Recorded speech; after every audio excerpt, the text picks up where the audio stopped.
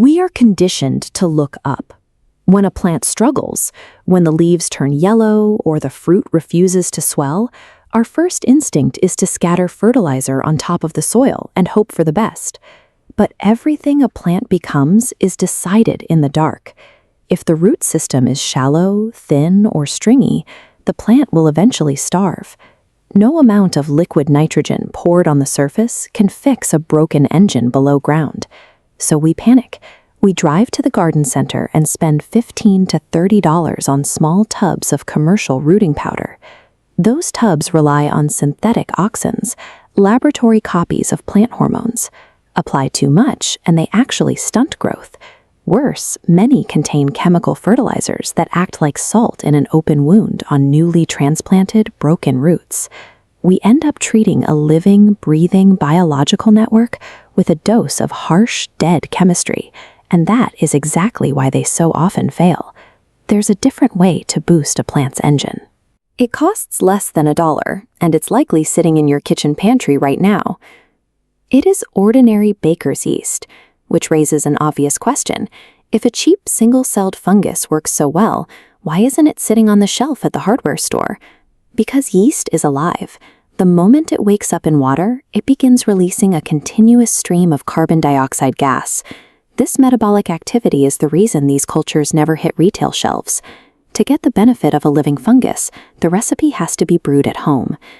To see why yeast is effective, we travel 12 inches down into the dirt, right to the microscopic tip of a newly growing root. The moment active yeast enters this zone, it floods the soil with indole 3-acetic acid and cytokinins. These are the exact chemical messengers plants use to command their own cells. The yeast tells the root tissue to divide, stretch, and aggressively push out new lateral branches. You can push this even further by adding salicylic acid, the exact compound extracted from willow bark, or dissolved from a simple tablet of aspirin. These compounds trigger a state of systemic acquired resistance, physically toughening the roots against heat, drought, and infection. It is a natural hardening process that synthetic lab chemicals struggle to replicate. But the strangest part of this relationship was only caught on camera in 2010 by researchers at the University of Queensland. Throughout a century, agricultural science taught that roots were passive. They were supposed to act like drinking straws, quietly sipping dissolved minerals from damp earth. That textbook picture was wrong.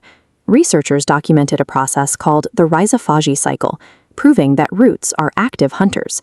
When a root tip encounters a living yeast cell, it actually engulfs the organism and pulls it entirely inside its own cellular wall. Once trapped, the plant generates a mild oxidative pulse. This strips the yeast of its outer layers, allowing the root to directly absorb the fungus's stored amino acids and trace minerals. Then, the surviving yeast cell is pushed back out through the root hairs. Intact and alive, it returns to the soil to forage for more nutrients, eventually getting consumed all over again. Feeding your plants with live yeast establishes a continuous biological IV drip. The plant extracts pre-digested nutrients on demand, avoiding the shock of heavy fertilizer salts. Pushing a plant to rapidly expand its roots comes with a catch. The fresh, tender tissue is highly vulnerable to deadly soil infections, specifically a fungal rot known as damping off. To protect new growth, we borrow a defense mechanism from the tropical rainforest. Cinnamon tree bark evolved potent compounds to fight off rampant fungal pathogens. Raw honey offers a similar shield. It acts as an aggressive antimicrobial barrier, guarding the new stems while they establish their footing in the dirt.